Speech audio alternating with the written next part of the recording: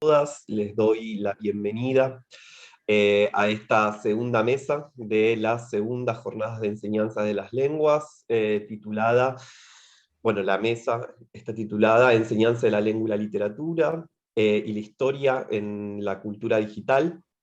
Mi nombre es Alejo González, yo voy a estar participando como coordinador de la mesa y también como expositor. En la asistencia técnica va a estar Malena Boto, allí la pueden ver. Muchas gracias, Malena, por tu trabajo. Y como expositoras también nos van a estar acompañando Estela Maristapia, de la Universidad Nacional de Río Negro, y Marisa Mazzone, de la Universidad de Buenos Aires. Antes de comenzar con las exposiciones, me gustaría hacer algunas aclaraciones sobre la modalidad de funcionamiento de la mesa. Primero vamos a tener la ronda de exposiciones, que van a durar entre 15 y 20 minutos, y luego vamos a abrir el espacio a preguntas y respuestas de los asistentes, a quienes también les doy la bienvenida y les agradezco la participación. Bueno, en ese espacio también vamos a recibir comentarios, reflexiones. Estaría bueno que se creara un espacio de intercambio provechoso para todos y todas. Bueno, vamos a empezar con, según el orden que habíamos pautado, con la presentación de Estela Maristapia. Estela es, un segundito. Estela Maris es profesora y licenciada en Letras por la UBA y doctora en Ciencias de la Educación por la Universidad Nacional de Córdoba, profesora adjunta de Introducción a la Didáctica de la Lengua y la Literatura y de Planificación y Práctica Docente en el Profesorado en Enseñanza de la Lengua y la Literatura. Estela Maris, una última aclaración antes de darte la palabra. Voy a ir señalándote, bueno, a medida que vaya transcurriendo la presentación. Bueno, antes, 5 minutos antes de que termines, te voy a avisar para que vayas sabiendo que ya te quedan 5 minutos para terminar el plazo de los 20 minutos. Así que te paso la palabra. Bueno, gracias Alejo, gracias a toda la coordinación. Voy a compartir pantalla, una presentación, como para organizarme también mejor con los tiempos. Y bueno, agradezco particularmente a toda la organización, a Carolina Cuesta, a Virginia Cuesta, a Malena Boto, a Manuela López Corral y a todos los que pusieron esta posibilidad de reunirnos y de pensar varias cuestiones juntos.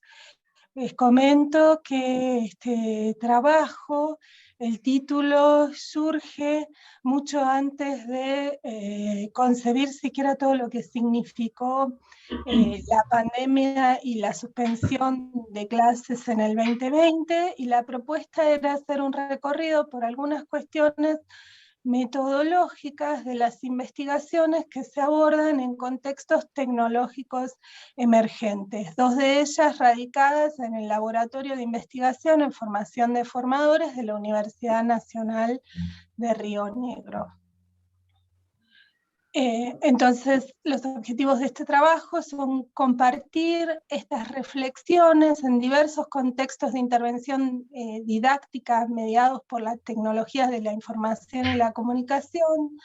También considerar en estas investigaciones cómo ciertas cuestiones metodológicas nos interpelan y también tienen incidencia sobre la formación docente en lengua y literatura, y dada la actual situación, según los niveles y jurisdicciones de suspensión de clases presenciales o bien de formatos bimodales, me parecía importante considerar mínimamente unas breves líneas acerca de qué podían aportar estas investigaciones para una práctica áulica concreta, sobre todo en el nivel de la formación docente.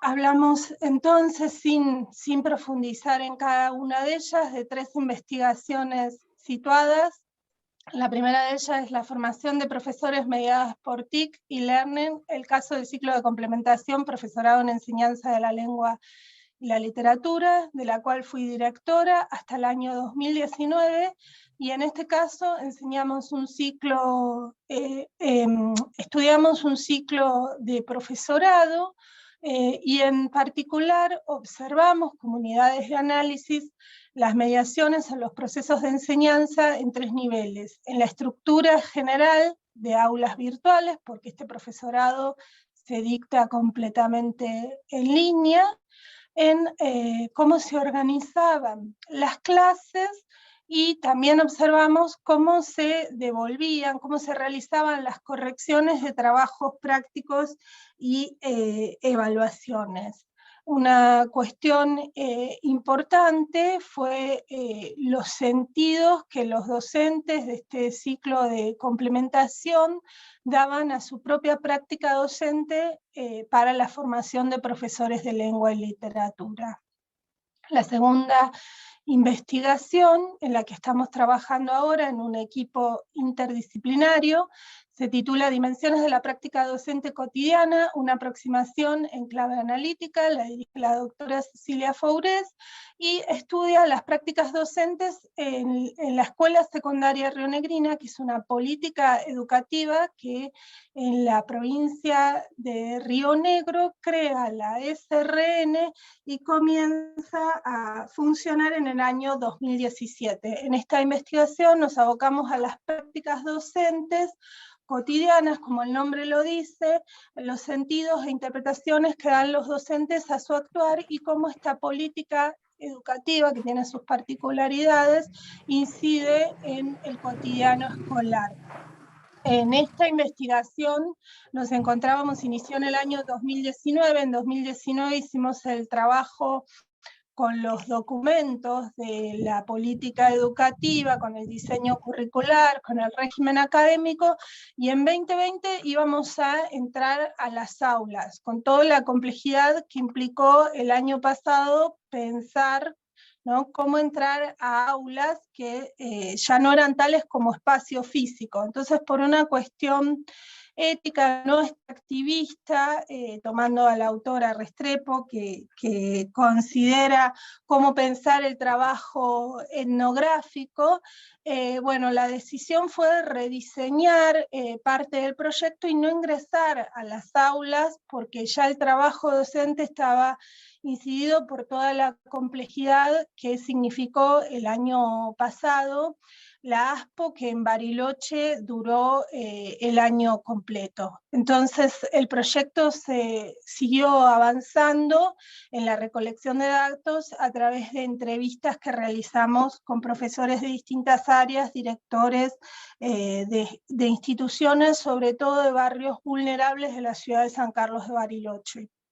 Y por último, en el proyecto de investigación que dirige Carolina Cuesta de la Universidad Nacional Pedagógica, que se titula Problemas de la alfabetización en la enseñanza de la lectura y la escritura en la investigación primaria, desarrollos desde la didáctica de la lengua y la literatura de perspectiva etnográfica, hubo una pequeña, muy pequeña participación de mi parte en relación con pensar lo metodológico y sobre todo el desarrollo que la directora está proponiendo desde el año 2011, que es el trabajo multisituado para observar recurrencias en la enseñanza de lengua y literatura, en este caso a través de aulas virtuales. Y el objeto de estudio es la lectura, la escritura, las políticas educativas para el nivel primario, la diversidad social, cultural y lingüística, y las miradas de lengua y literatura, las intersecciones entre el trabajo docente y políticas educativas. Como ven, son 3 investigaciones muy diferentes, con objetos de análisis distintos, las mediaciones formativas, las prácticas docentes, la lectura y la escritura, contextualizadas también en 3 distintos niveles educativos, pero con algunos objetivos comunes, que son reconocer la especificidad del trabajo docente en la enseñanza de lengua y literatura, y conocer los procesos de enseñanza para intervenir en la formación de docentes de cada uno de los niveles, con el eje común de las prácticas de enseñanza en el área del lenguaje, mediadas por el lenguaje y mediadas también por otros contextos tecnológicos emergentes, sobre todo en las aulas virtuales, pero en los últimos tiempos también la instrumentación de clases en redes sociales.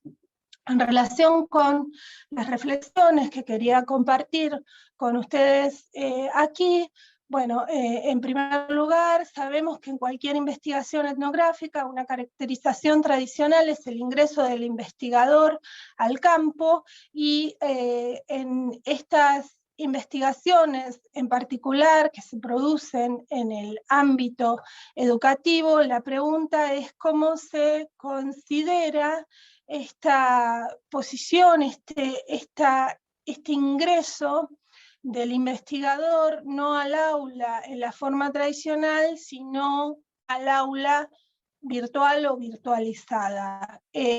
Carolina Cuesta toma el concepto de investigaciones multisituadas, de Restrepo. Otros autores van a presentar la idea de etnografía virtual, que es una inmersión en territorio mediada por Internet, entre ellos Haim y Boulot, y lo que señalan que, por oposición a la etnografía más clásica, en la que el etnógrafo entraba al campo mediante un traslado o un viaje, cuando la etnografía está mediada por un contexto en Internet, se enmarcan las interacciones tecnológicas, y esto justamente genera mayores desafíos éticos en cuanto a la construcción de esa subjetividad y de ese conocimiento que suponen la reflexividad del investigador. Entonces, lo que se genera es una fuerte reflexión acerca de cuál es ese uso tecnológico en el diseño de la investigación, en los modos de participación, porque una primera dificultad es cómo hacer para que el investigador no esté enmascarando su rol dentro de un grupo o en un foro, cuáles son los límites entre lo público y lo privado en estos espacios, cómo se garantiza la confidencialidad de las identidades de los participantes, entre otros desafíos éticos que, para ejemplificar muy concretamente, traigo 3 problemas del proyecto La formación de profesores mediada por TICS y Learning, que fueron, en primer lugar, cómo se recortaba la temporalidad de la unidad de análisis clase, que es una clase virtual, si es la normativa, si es lo que el docente entiende por clase virtual, qué se engloba dentro de la clase, qué comprende, cómo se calculan los tiempos de los dispositivos y los recursos para que los estudiantes también los exploren, ¿no? En segundo lugar, cómo entraba el observador al campo, y aquí, por ejemplo, un problema, una dificultad, es que hubo incluso una limitación institucional, porque claro, en un proceso de un aula virtual, el observador no tiene la presencia que nos imaginamos en un aula presencial, donde los propios estudiantes preguntan quién es esta persona que está allí. Y en tercer lugar, bueno, la dificultad acerca de la confidencialidad de los datos, que esto tiene que ver con poder reponer determinada información que circula en Internet y ubicar rápidamente la autoría, y sobre todo cuando estamos hablando de trabajos de investigación en universidades pequeñas o con cátedras unipersonales. Pensamos que estos mismos interrogantes son preguntas que nos podemos realizar ahora si pensamos en una investigación que ocurra en las aulas virtuales o en las clases a través de las redes sociales, ¿no? ¿Cómo se garantiza que ese observador no quede en un grupo de WhatsApp como un estaqueador o como un mirón o alguien que clava el visto? ¿Cómo se lo presenta? ¿Qué comprende la unidad de análisis clase en un grupo de WhatsApp? ¿Cuáles son los límites temporales? Esto lo podemos pensar con la propia práctica. ¿Qué pasó con el cansancio de los docentes que señalan del año pasado esta idea de que la clase era un continuum permanente, ¿no? ¿Cómo cómo se reproducen estos mensajes, si es solamente esa facilidad para reproducir técnicamente lo que nos hace por ahí considerar que estamos siendo objetivos en la observación, qué recortes operan y qué tipo de intervenciones o de qué índole son estas intervenciones de los docentes y estudiantes en las aulas o en los grupos. ¿Se tratan de mensajes públicos o privados? Entonces creemos que aquí las investigaciones que señalé, hay una serie de tensiones que están marcando para la formación de formadores en lo disciplinar específico y en los contextos emergentes, como son, bueno, ante la situación de pandemia, cómo fueron adoptados ciertos contenidos a formatos que antes eran impensados, como WhatsApp, Mail, Facebook, y qué pasó con los docentes que en general sintieron que no estaban preparados, formados, y que no se había entendido como parte de la tarea de dar clases de lengua y literatura, o de esa formación para dar clases de lengua y literatura, una capacitación en el uso de las tecnologías, porque las capacitaciones apuntan a cuestiones más bien generales y no circunstanciadas en relación con nuestros objetos de enseñanza.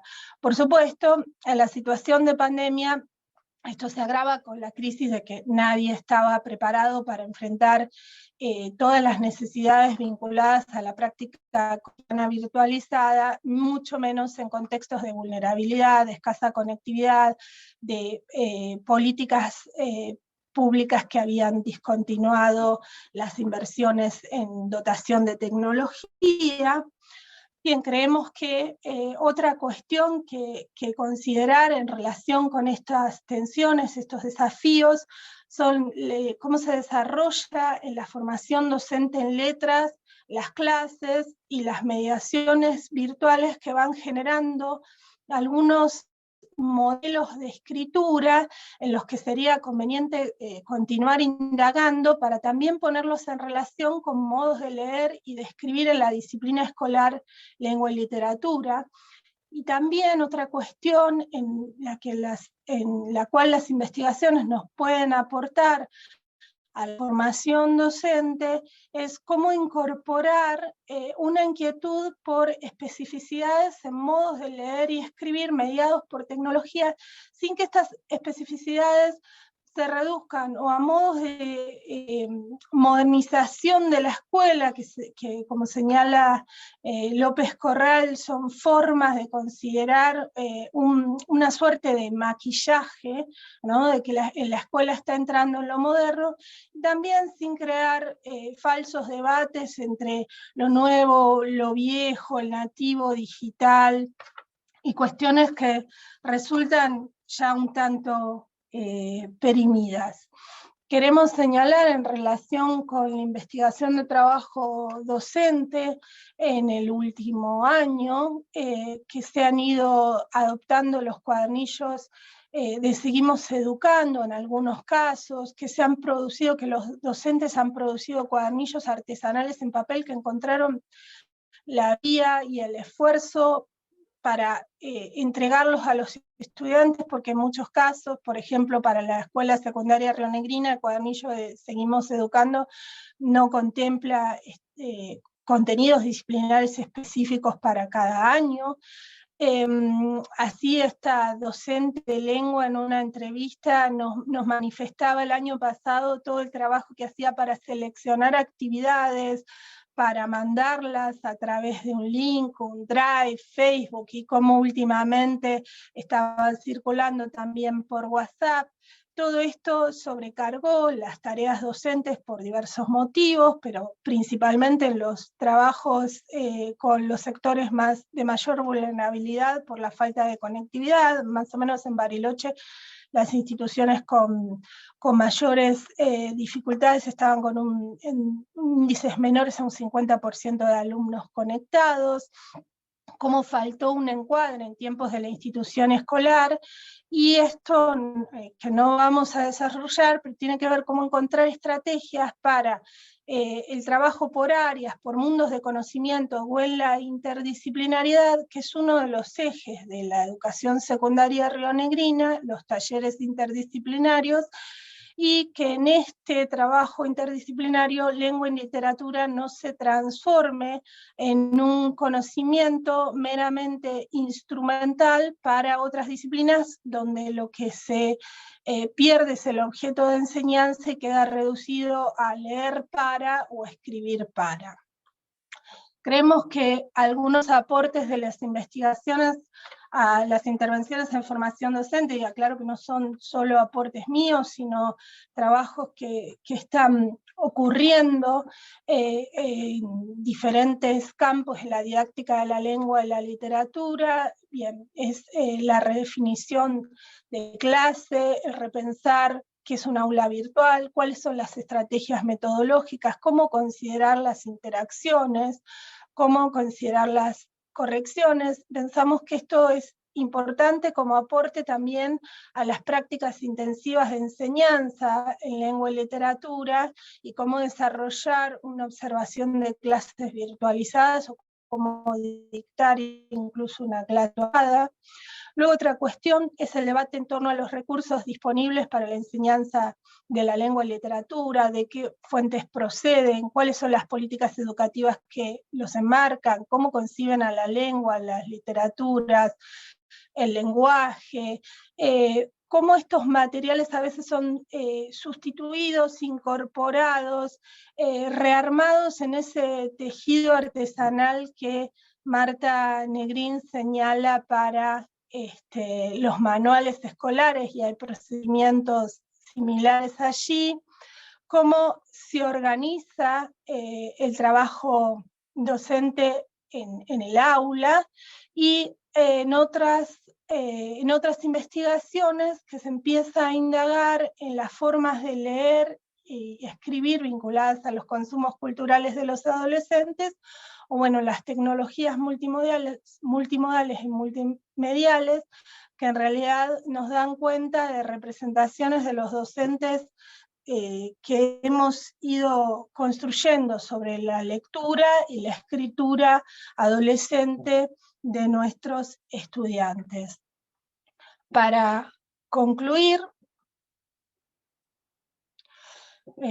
bueno, creemos que las tres investigaciones muy brevemente mencionadas, no pretendemos de ningún modo generalizar aquí conclusiones, porque están situadas, como dije, en tres ámbitos y niveles educativos muy diferentes, e incluso una de ellas está aún plenamente en curso, pero que sí podemos considerar que hay que cuestionar el modo de concebir las investigaciones desde las prácticas de enseñanza, articulando el trabajo docente y construyendo el campo con la incorporación de voces de los docentes, que se pueden realizar aportes a la formación docente, porque en esta mediación con las tecnologías digitales, los actores sienten una deuda, y en relación también con el trabajo docente,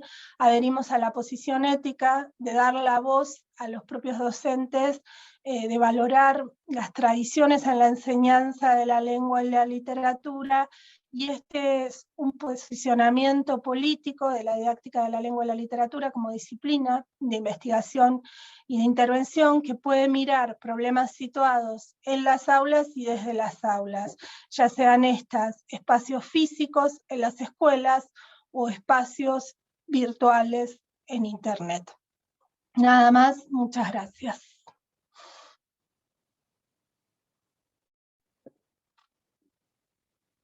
Bueno, muy interesante, Estela Maris, muchísimas gracias. Bueno, ahora paso a darle la palabra para que haga su exposición a Marisa Mazzone, que es profesora de enseñanza media y superior en historia, licenciada en historia por la UBA y diplomada en Flaxo en ciencias sociales con orientación en currículum y prácticas en contexto. Bienvenida, Marisa, y te paso la palabra. Bueno, buenas tardes a todos y todas. Agradezco mucho la posibilidad de compartir este espacio que es más interdisciplinario y que podamos también incorporar la voz de los profesores de historia, digamos, y de quienes nos dedicamos también a la formación de profesores de historia, en tanto, digamos, trabajo en la formación también en la escuela primaria, pero en este caso voy a presentar un trabajo que está vinculado con la escuela media. Quiero agradecer especialmente a Virginia Cuesta por la invitación, por la posibilidad de compartir otras investigaciones que también aportan a nuestro campo, como la que hizo recién Estela, y pensar en el valor de los sentidos de la tarea docente. Lo que voy a compartir acá es un fragmento de mi tesis doctoral que defendí hace muy poquito, en febrero de este año, y que tiene que ver con las transformaciones en la materialidad en la enseñanza de la historia. Voy también a compartir un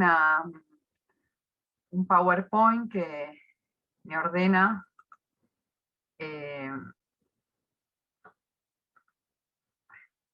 estoy empezando por el final. ¿No?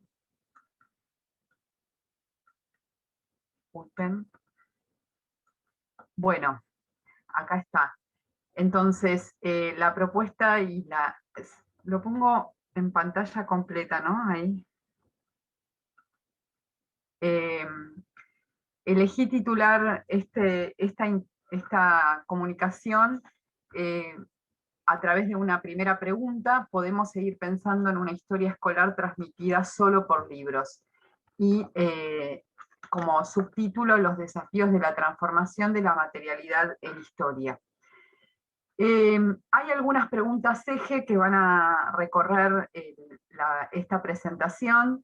Una primera tiene que ver con qué escrituras de la historia producen historiadores y divulgadores, qué materiales ofrecen los profesores para enseñar historia, cómo conviven e interactúan el extendido uso de libros, fotocopias y pantallas en la enseñanza de la historia.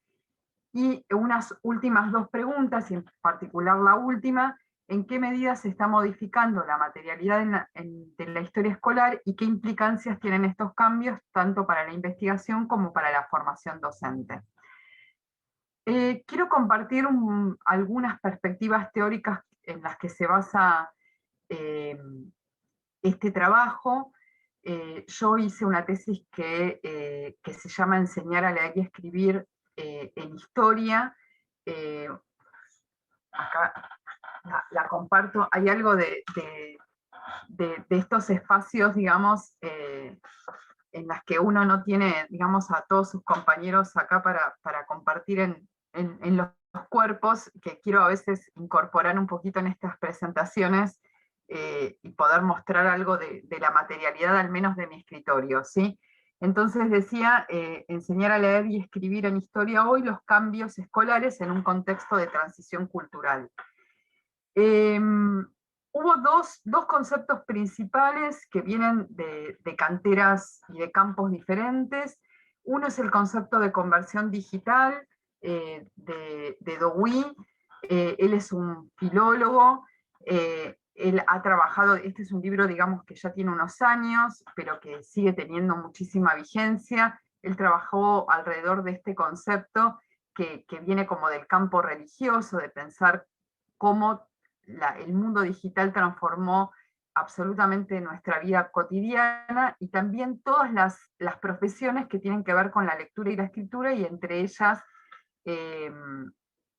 la de los profesores también, ¿no? Él plantea entonces que esa conversión digital es una modificación de las herramientas conceptuales esenciales del mundo actual, que implica nuevos paradigmas del saber y también de la identidad. Por otro lado, y más vinculado al mundo de la comunicación, a las transformaciones en el mundo de la comunicación, el planteo de Jenkins, que tampoco es tan nuevo, pero que sigue, digamos, estando vigente y, digamos, y permanentemente en revisión, el concepto de convergencia digital, convergencia, digamos, como esa unión discursiva, como esa integración de distintos medios, ¿sí? Y pensando, por ejemplo, más en los últimos tiempos, en el celular y todo el lugar que tuvieron los celulares en la enseñanza en estos últimos tiempos, uno podría decir que el celular es un medio de medios que integra diversos medios de comunicación. En este marco es el que fui pensando las transformaciones tanto en las formas de investigar como de conocer de los historiadores. Entonces, digamos, algunas cuestiones generales. Por un lado, cómo las computadoras ya desde hace un largo tiempo facilitaron el procesamiento y la visualización de datos. Esto se inició en su momento con las investigaciones que eran más de tipo cuantitativas, ¿sí? Pero que cada vez tienen, digamos, mayor alcance y que hoy hay incluso investigaciones que trabajan a partir de la Big Data y con un sentido más cualitativo, ¿sí? Con otro tipo de documentos. Por otro lado, todas las discusiones que tienen que ver con la digitalización de documentos, cómo aumentó la cantidad, la variedad y el formato de fuentes a partir de la digitalización, y cómo se transformaron las condiciones de trabajo de los historiadores, ¿no? Se democratizan las publicaciones, digamos, hay mayores intercambios, pero también hay discusiones respecto de las consecuencias de esa digitalización, la desmaterialización y el desanclaje de los contextos de origen. Por ejemplo, de los contextos de origen me refiero a los documentos, ¿no? Hoy nosotros podríamos hacer una investigación sobre libros de texto apelando a algún archivo virtual, y hay cuestiones de la materialidad que se nos van perdiendo, no sabemos bien, bueno, cuál era la calidad de esos materiales, cuáles eran los usos que esos materiales podían tener, ¿sí? Serían algunas de esas consecuencias de la digitalización de documentos, y también nuevas preguntas sobre la preservación y también sobre la certificación de las fuentes, ¿sí? En qué medida esas fuentes, digamos, son confiables o no son confiables. La existencia misma, y acá por eso la imagen del archivo histórico de revistas, que es un archivo totalmente virtual, es un ejemplo de esas transformaciones. Por otro lado, y también pensando en el trabajo de los divulgadores, ¿sí? Hay una amplísima transformación de las comunicaciones en historia. Si lo planteamos en términos de Chartier, podríamos decir que hay una nueva modalidad de construcción, de publicación y también de recepción de los discursos históricos, ¿sí? Que cambia el soporte de la escritura, que también cambia la escritura en sí misma, que empieza a incorporarse la escritura de hipertextos y otros formatos dentro de los discursos históricos, con todo lo que implica en términos de transformaciones, ¿no? Digo, la idea del hipertexto como un tipo de texto en el que el lector y el escritor se fusionan o se confunden, y también algo que plantea el mismo Chartier en otros trabajos, que tiene que ver con los cambios en las formas de argumentar de la historia, que voy a tomar dentro de un ratito. Acá vemos algunas de esas transformaciones desde el inicio. Yo inicié algunas aproximaciones a la investigación de cómo escriben historiadores y divulgadores ya hace unos cuantos años, hacia el 2013-2014, y aparecen algunas imágenes, los blogs como una nueva escritura, las páginas web, como en el caso del historiador, que era la página más consultada en ese momento cuando se incorporaba en el buscador Historia Argentina, ¿no? Otras formas incluso de escritura, ¿no? Digamos, en donde los historiadores no tienen que apelar solamente a la producción de libros, como aparece acá para el caso de Adamowski, sino también usar otros espacios de escritura, con escrituras incluso, digamos, menos consagradas, que les permitían un vínculo directo con sus lectores. En ese camino ha habido una importante multiplicación de formas de escritura, pero también una nueva narrativa histórica en Internet, y acá traigo dos ejemplos que son bien pioneros, que son de los años 2000 y 2002, diferentes, pero originarios. El primero es un artículo que Darton escribe en el 2000, Una sociedad de la información temprana, noticias y medios en el París del siglo XVIII, en donde él incorpora una especie de escritura multimedial, porque uno podía leer el artículo en su momento, y cuando él hablaba de esa conformación de la sociedad de información y apelaba a las canciones, se podía escuchar una canción, o apelaba a las imágenes, se podían ver algunas imágenes como esta, entre otras posibilidades. Era un texto, digamos, no solo para leer, sino también para ver y para oír. Y otro de los proyectos, también originarios, que tiene más que ver, tiene un origen vinculado a un archivo, ¿sí? Un archivo que tenía que ver con la Guerra Civil Norteamericana y cómo se había vivido en dos condados distintos, en el condado de Augusta y el condado de Franklin. Fíjense que ya en el año 2002 hay una escritura, esto sigue estando vigente en Internet, más de tipo multimedial, pero además bien desorganizada, digamos, como un hipertexto, en donde se podían ver los tres momentos, digamos, antes, durante y después de la guerra, en esos dos condados, y leer cartas, ver el análisis que los historiadores habían hecho de las cartas o de los mapas, y al mismo tiempo leer debates historiográficos, o sea, trabajando como con distintas capas, digamos, de esa narrativa histórica. En los últimos, bueno, una nueva forma de argumentación, esto que planteaba hace un rato, en donde, digamos, no quiero extenderme y leer acá la cita de Chartier, pero digamos, básicamente Chartier dice, hoy los historiadores tienen que dar cuenta de manera mucho más explícita de su propio proceso de trabajo, y los lectores pueden ir a las fuentes y leer las fuentes a partir de las cuales se basan sus argumentos, ¿sí? Y digamos, esa textualidad electrónica modifica por completo la forma en que se argumenta la historia, y que, digamos, sus lectores pueden aceptar o rechazar sus argumentos. Y acá, digamos, un despliegue que quiero ser breve para poder analizar un poco más las transformaciones que se dan en la escuela, y que tienen que ver con, digamos, con los resultados de mi tesis. Todo este camino que estoy compartiendo ahora tiene que ver más con toda una gran contextualización en la que yo fui reconstruyendo para comprender lo que sucede hoy en la escuela, ¿sí?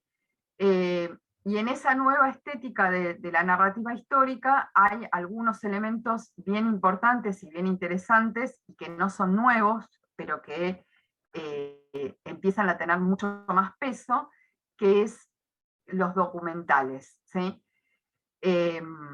Se escribe la historia también a través de documentales. Hay algo del valor de los documentales como lo creíble o lo verdadero, que es propio del positivismo, ¿no? Y de la herencia de la fotografía. Entonces el documental fue ganando legitimidad como fuente del conocimiento en la comunidad de historiadores, y no solo, digamos, ese documental puro que estaba hecho con una combinación de fotogramas de distintos orígenes, filmaciones de documentales, de la vida cotidiana, fotografías, dibujos, etc., sino también un documental más híbrido que toma algunas características del mundo de la ficción y que mezcla, por ejemplo, las animaciones como las reconstrucciones ficcionalizadas. Hay al mismo tiempo, digamos, en la década del 90 y en los 2000 también, una gran explosión cuantitativa del documentalismo en el mundo, pero también en la Argentina, y el canal Encuentro, que fue una gran cantera de materiales para los docentes y siguió siendo en estos tiempos de pandemia, que había adoptado un sesgo documental de tipo histórico muy particular, con, digamos, con una gran producción de documentales, y muchos de estos documentales, como el que aparece allí, como el de Bajo Pueblo, que es el de la imagen que aparece, adoptan esta idea, digamos, este formato más híbrido de docuficciones. De hecho, este es uno, Bajo Pueblo, el canto del tambor, donde se ficcionaliza a partir de fuentes históricas la vida de un niño esclavo. En los últimos años, esos modos, digamos, de narrativa histórica se fueron multiplicando. Los youtubers son uno de ellos. Acá incorporo una imagen que es la de un sitio de youtubers de Argentina que se llama La Expliqueta, y uno en particular, digamos, un video en particular, La Rosca de Mayo, que explica la Revolución de Mayo.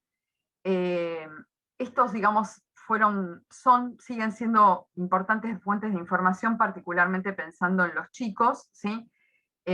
Y a medida que fue pasando el tiempo se fueron profesionalizando. Las redes sociales también, y acá incorporo dos ejemplos. Nuevamente la migración digamos, del blog de Adamowski a una cuenta de Twitter, migración o convivencia, porque él en realidad sigue sosteniendo su blog, aunque tal vez con menos intervenciones, ¿sí? Y por otro lado, otro ejemplo que da cuenta de la utilización de las redes sociales para conformar algunas formas particulares de narración de la historia, en este caso digamos, el relato de la Primera Guerra Mundial día por día, ¿sí? Una reconstrucción día por día a partir de cuando se cumplieron 100 años de su inicio en Twitter. Bien, y digamos, para ampliar, para apurarme un poquito, los memes como nuevos géneros, también una página, en este caso, un sitio en Facebook, ¿sí? Memes históricos, historiográficos e historizar con memes, en donde cuentan y se posicionan respecto de por ejemplo, en este caso, la revolución industrial, u otro que está, digamos, producido, el de la derecha, por una historiadora dedicada a la divulgación de la Universidad de Córdoba, que produce un material que se llama Efemérides, en las que mezcla el video y los memes como una forma del relato histórico.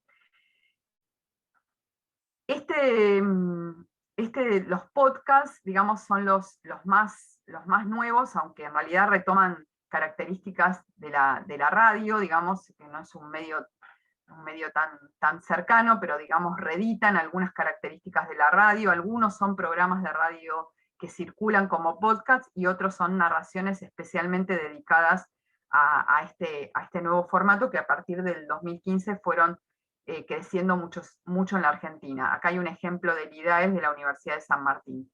Y por último, dos cuestiones: los museos virtuales. Acá hay un ejemplo de un museo colombiano que trabaja la cuestión de género, el Museo Q, y los videojuegos. Bueno, en este marco, digamos, de contextualización es el que y Wikipedia, que no voy a, digamos, a profundizar porque no creo que nos den los tiempos. Es en este marco en el que yo me planteo indagar acerca de los materiales que los profesores de historia de Ciudad de Buenos Aires utilizan en relación con la enseñanza de la historia, en qué medida, digamos, entre la cultura impresa y la cultura digital se fueron generando esas transformaciones, y he trabajado con distintas aproximaciones. Acá solo voy a compartir un fragmento. He trabajado con una primera aproximación a través de encuestas que casi han devenido en conversaciones con los profesores, y después he trabajado con una cantidad de estudios de caso, con 6 casos de profesores, observaciones de clases, entrevistas y análisis de carpetas, justamente adoptando un enfoque más de tipo etnográfico y acercándome a las prácticas de enseñanza de la historia, las prácticas de lectura y escritura en la enseñanza de la historia. En relación con los materiales, lo que he observado, y en parte se ven aquí en los gráficos, es que las fotocopias son los materiales más importantes en la historia escolar. Digamos, hay algunas cuestiones generales, digamos, hay una mirada bastante desconfiada y en un punto despectiva, digamos, de los profesores respecto de los textos escolares, ¿sí?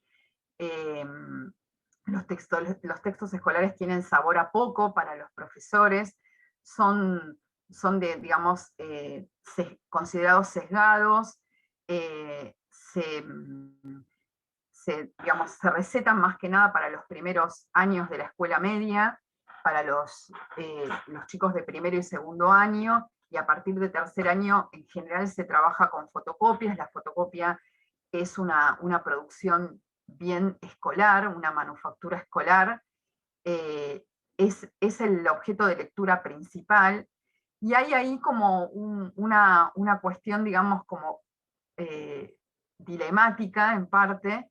Yo señalaba, digamos, en la pregunta inicial si podemos seguir pensando en una historia escolar basada en los libros, y mucho de lo que mostré y voy a seguir mostrando pone en duda esa pregunta, pero por otro lado, si bien no en el formato libro, sí en el formato fotocopia, el texto escolar sigue siendo principal, porque la mayoría de las fotocopias son fotocopias de textos escolares, de diversos textos escolares, ¿sí?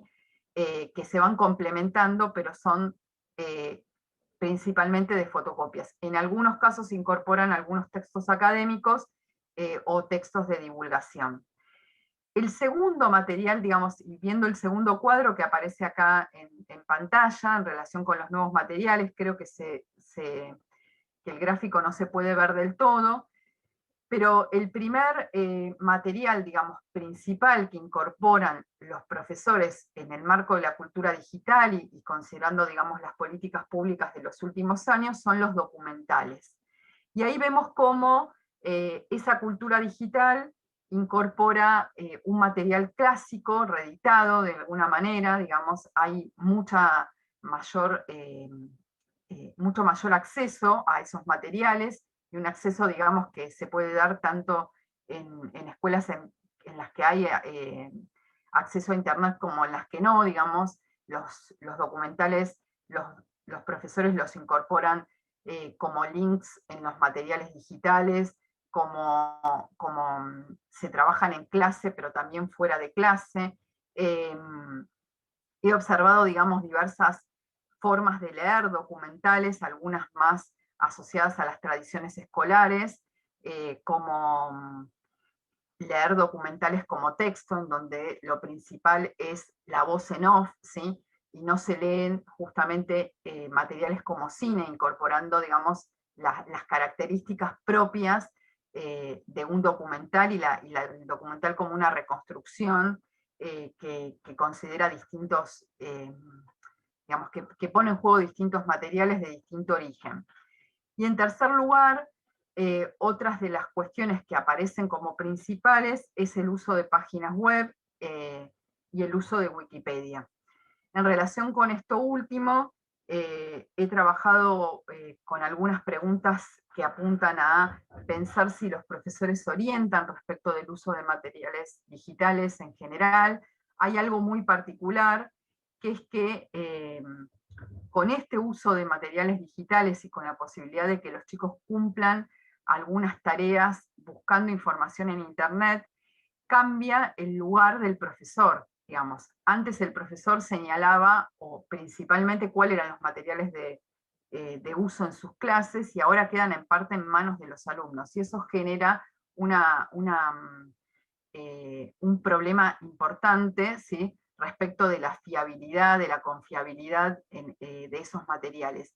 Y al mismo tiempo, lo que he encontrado, digamos, tanto en las encuestas que realicé en el inicio, que fueron 100 encuestas a docentes, a profesores de historia de Escuela Media de Ciudad de Buenos Aires, 60 de escuelas públicas y 40 de escuelas privadas, hasta que digamos, la muestra se saturó, es que las orientaciones respecto del uso de las búsquedas en Internet para complementar tareas escolares son orientaciones más bien orales, más bien algunas generales. Muy pocos son los profesores que han logrado, digamos, construir criterios de trabajo, criterios de... Discúlpame que te interrumpa, vamos cerrando. Y entonces, bueno, estas son algunas cuestiones generales de lo que me he encontrado en el campo. Bueno, el canal Encuentro como uno de los canales más utilizados por los docentes. Para cerrar, entonces, ¿qué implicancias tienen estos cambios? Y vuelvo a la pregunta. Y acá dos cuestiones que quiero compartir. Una son las implicancias de estas transformaciones para la investigación. Como decía antes, digamos, en la historia escolar los profesores siguen confiando en los libros de texto, pero en un modo no oficial a través de las fotocopias. Las fotocopias, y hoy podríamos decir también los PDF, cada vez más extendidos, no han sido prácticamente en la historia escolar un objeto de estudio, ¿sí?, a pesar de todo lo que tienen de trabajo artesanal, manufacturado, etc. Otra cuestión que para mí resulta interesante es pensar en que hay todo un modo en que hoy se comunica la historia que está poco investigado, tanto por los historiadores que se dedican a la historia académica como los que nos dedicamos a la historia escolar, ¿sí? Digo, si nosotros miráramos en el 2001 y todas las investigaciones que existieron alrededor de la divulgación histórica, ¿sí?, Felipe Piña, La Nata, etcétera, los programas de televisión, hoy toda esa divulgación de la historia se trasladó a Internet. Y hay muy poca investigación sobre qué historia se construye en estos diversos sitios que fui nombrando al inicio de la presentación. Si lo pensamos en clave de la historia escolar, podríamos decir algo similar. La mayoría de las investigaciones se han centrado en los textos escolares, pero hay muy pocas investigaciones sobre el lugar de las fotocopias, Wikipedia, los vídeos de YouTube, etcétera, en relación con la historia escolar, ¿sí? Todos esos nuevos objetos que hoy forman parte de la enseñanza de la historia. Y por último, y pensando en un aporte para la formación docente, quiero plantear que para mí es muy importante, en este contexto entre la conversión y la convergencia digital, incorporar una formación docente que plantee la enseñanza de la historia a partir de diversos lenguajes, porque son esos diversos lenguajes en los que nuestros jóvenes hacen aproximaciones a la historia tanto dentro como fuera de la escuela. El lenguaje textual, el lenguaje oral, el fotográfico, el cinematográfico, el musical y el museográfico. Y que podamos nosotros, desde la enseñanza de la historia y desde la formación de profesores, aportar tanto a los sentidos historiográficos como a los sentidos pedagógicos y didácticos de estos diversos lenguajes y materiales. Bueno, muchas gracias y disculpen la demora. No, muchas gracias a vos, Marisa. Súper interesante también tu presentación. Bueno, voy a dar comienzo a mi exposición, mi comunicación. Voy a compartir pantalla. Un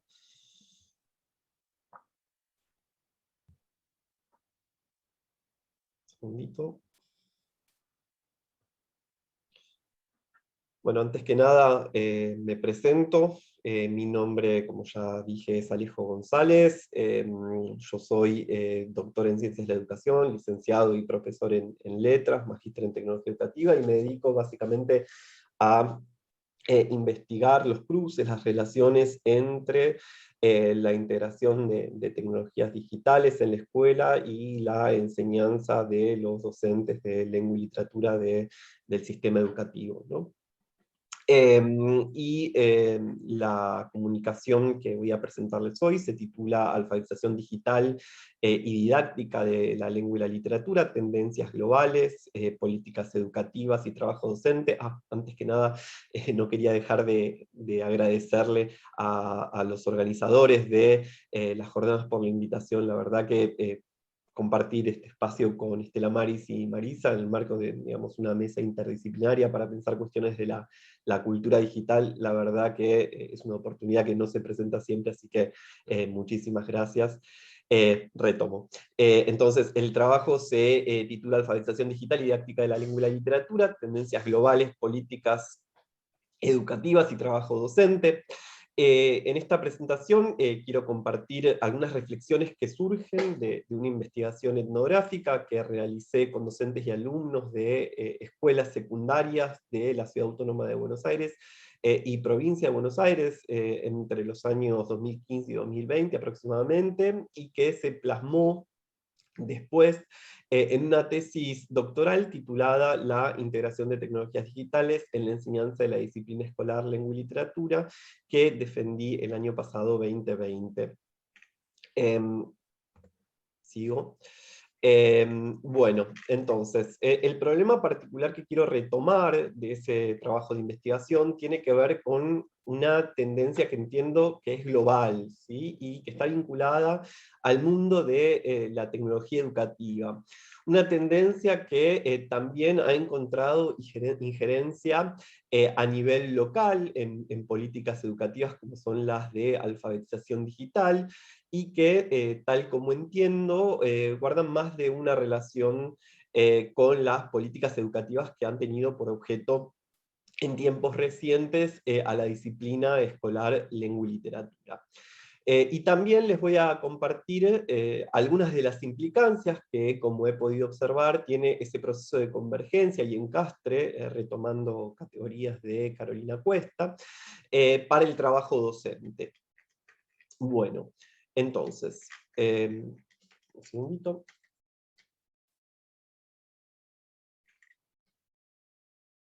Bueno, para empezar, me gustaría, estoy teniendo unos problemas. Ahí va. Para empezar, me gustaría detenerme un momento en la noción de alfabetización digital, en lugar de darla por sentado, ¿no? Que es lo que suele suceder mucho. Se trata de una noción que resulta un tanto esquiva, como suelen ser muchas categorías que se popularizan hasta casi convertirse en comodines, y así terminan sirviendo de sustento a muy disímiles propuestas de cambio y de innovación en el sistema educativo. En la actualidad, el término de alfabetización digital plantea en grandes líneas una operación doble, que es a la vez de expansión y de desplazamiento también.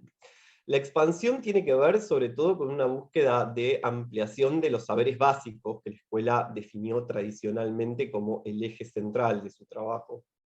Esa ampliación asume como objetivo formar a las nuevas generaciones en una serie de saberes formulados en términos de valores, habilidades, prácticas y competencias que emergerían del quehacer de los sujetos en los medios digitales y de las posibilidades que estos medios brindan para comunicarnos y llevar adelante diversas prácticas, ¿no? El objetivo es también que los alumnos puedan entablar distintos tipos de relaciones con los medios digitales, y los saberes vinculados a ellos, y el talante de esas relaciones va a variar mucho, mucho dependiendo de la línea de alfabetización digital que consideremos. En los últimos años ha habido diferentes enfoques que han planteado modos diferenciados también de ampliar y discutir el recorte vigente de los saberes considerados básicos en el currículum escolar. Algunos parten de presupuestos socioculturales e históricos, retoman los aportes de los estudios culturales de cuño marxista y estudian, por ejemplo, la existencia de diversos modos de leer y de escribir en plataformas digitales como Facebook, Wattpad o YouTube, las comunidades que se generan en torno a ellas, los nuevos géneros, producciones y formas de sociabilidad que emergen en estos ámbitos, y también estudian cómo estos elementos se entraman con algo que no es menor, que son los rasgos particulares que hacen a las infraestructuras de los medios, sus botones, sus protocolos, los usuarios que proyectan desde las interfaces, los márgenes de interactividad que brindan, las lógicas de popularidad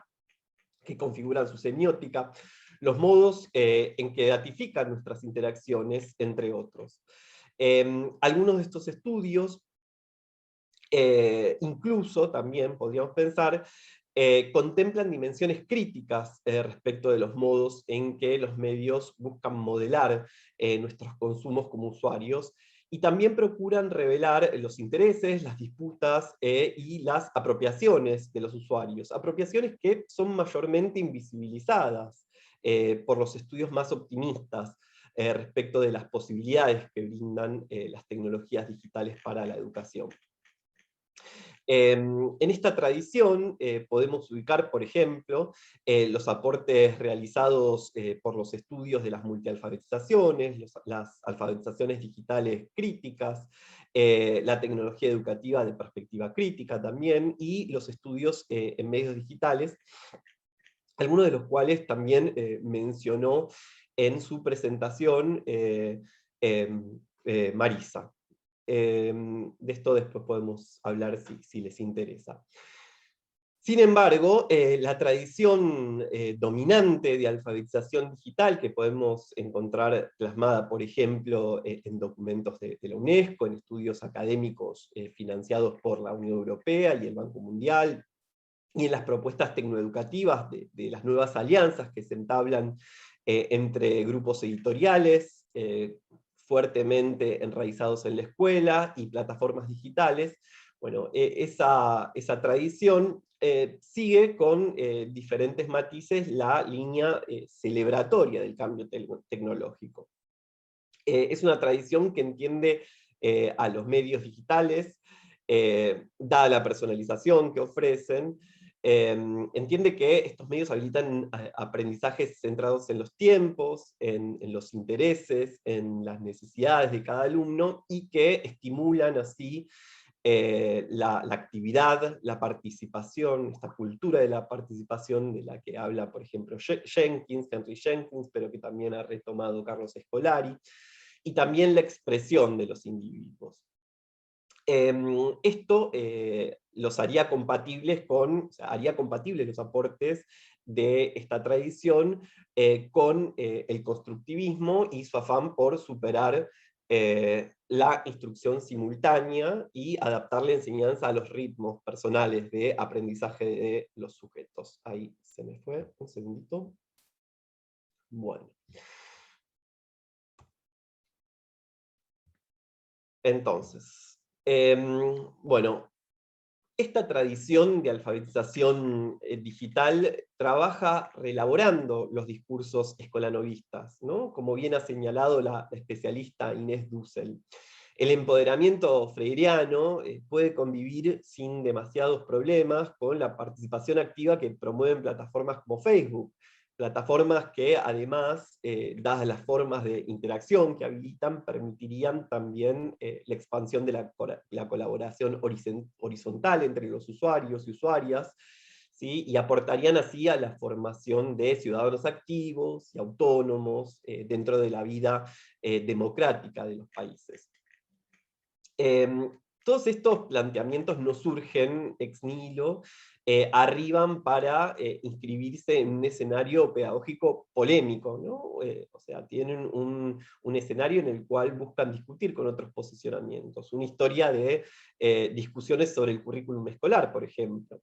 Se erigen como respuesta crítica al conocimiento enciclopedista, historiográfico y conceptual tradicional que es asociado con la escuela, y con formas metodológicas de transmisión del contenido, de los conocimientos, que ubican al docente como actor muchas veces autoritario en la enseñanza, ante unos alumnos que se ven sumidos en la pasividad absoluta. En los documentos que se inscriben en esta línea, los gestos de simplificación del mundo escolar son muy abundantes. Fíjate, sí, y fíjate que no te ponga nada ahora. Escucha, si pueden silenciar uno de los micrófonos que se escucha ahí de fondo.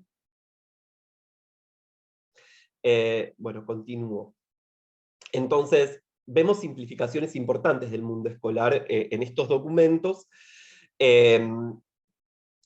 Y lo cierto es que si hay algo que caracteriza estos estudios, incluso aquellos que buscan reparar en los entramados, digamos, de poder que atraviesan a los medios digitales, es la propensión a enfocar de modo privilegiado las apropiaciones de tecnologías en ámbitos sociales ajenos a la escuela. Y esto es fundamental marcarlo, porque es un punto en el que, digamos, se tocan incluso, bueno, desde las corrientes más, digamos, progresistas de la alfabetización digital crítica, hasta los planteos de alfabetización digital más hegemónicos que podemos encontrar plasmados muy fuertemente en los documentos de los informes, por ejemplo, que buscan estudiar en diferentes países y generar marcos sobre competencias digitales en distintos países. Continúo. Entonces, llegado a este punto de la exposición, podemos preguntarnos qué relación guarda todo esto con la disciplina escolar lengua y literatura. Un primer indicio del problema al que pretendo arribar lo brindan los NAP de Educación Digital, Programación y Robótica, publicados en el año 2018 y destinados a la educación inicial, primaria y secundaria, o sea, para toda la educación obligatoria.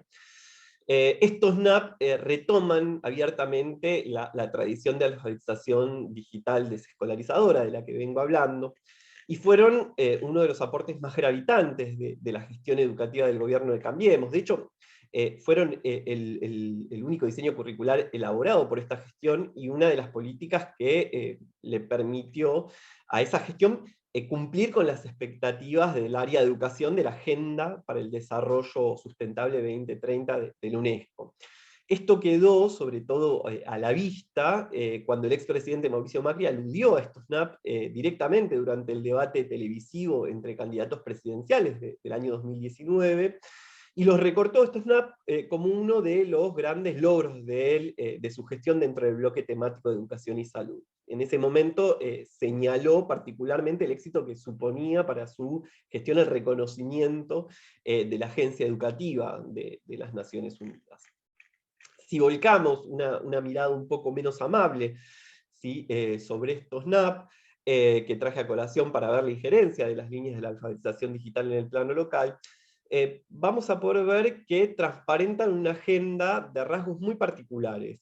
Una agenda que desplaza de modo ostensible la clasificación disciplinaria que organiza el sistema educativo, y también la formación de los y las docentes. Y también otra cosa a señalar es que los NAP se organizan en torno a un currículum por competencias digitales, o sea, por habilidades y también por valores para el siglo XXI, que se desligan del diálogo con áreas curriculares de saber más tradicionales, salvo tal vez como excepción la matemática. En su lugar, el foco de este diseño curricular está depositado en la dimensión, y esto se ve claramente, en la dimensión procedimental del saber, en la autonomía, en la creación, en la colaboración y el diálogo, que no son solamente un espejo un poco inocente de los rasgos considerados más valiosos de los medios digitales, sino que también constituyen una respuesta metodológica a todos los problemas del aprendizaje desde esta perspectiva. La cultura digital, por su parte, se constituye en el espacio al que los alumnos y las alumnas deben ser integrados, dado que por fuera de la escuela carecen de contacto con ella y son ajenos a las posibilidades que ofrece para insertarse en el mundo del trabajo y participar activamente del orden democrático. Y yo es acá precisamente donde observo un proceso de convergencia y de encastre, retomando, como decía antes, la categoría que plantea Carolina Cuesta en su tesis de doctorado. Un encastre que se da en relación con los problemas que advierte desde hace algunos años la didáctica de la lengua y la literatura de perspectiva etnográfica, ¿no? Un encastre que Carolina Cuesta ha descrito y analizado a partir del proceso de reconfiguración de la disciplina escolar lengua y literatura en enseñanza de la lectura y la escritura de textos. Un proceso cuyos trazos ya se observa claramente en el periodo de recuperación democrática de nuestro país, en la década del 80, y que se remonta hasta nuestra actualidad en su injerencia. En sintonía con hallazgos de otros trabajos de investigación de la región, como los de Zaguaya, por ejemplo, los aportes de la didáctica de la lengua y la literatura de perspectiva etnográfica han procurado desentramar el modo particular en que esta reconfiguración de la disciplina escolar se encuentra traccionada por las demandas que formulan los organismos internacionales, y sus orientaciones para países en desarrollo, como sería el nuestro, a partir del currículum por competencias y habilidades. El resultado de esto es un proceso que en realidad podríamos decir es un proceso que ha tenido una fuerte injerencia en nuestra región y que ofrece diversos problemas y tensiones metodológicas, ¿no?, para el trabajo de los docentes, cuyo rol y saberes de formación se ven desplazados en el nuevo escenario y reconvertidos en situaciones de aprendizaje. Otra cosa que me parece importante señalar es precisamente esta convergencia que se da entre la didáctica de la lengua y la literatura de perspectiva etnográfica y los avances que venimos haciendo sobre la alfabetización digital, tienen en común, digamos, una base depositada en el constructivismo y una fuente impronta de la mirada de la producción, ¿sí?, como una herramienta metodológica fundamental para poder desarrollar el trabajo en el aula. Algo que yo pude observar, digamos, muy claramente en, por ejemplo, los diseños curriculares de la orientación del bachillerato en literatura de Cava recientemente. Voy a voy a leerles una cita.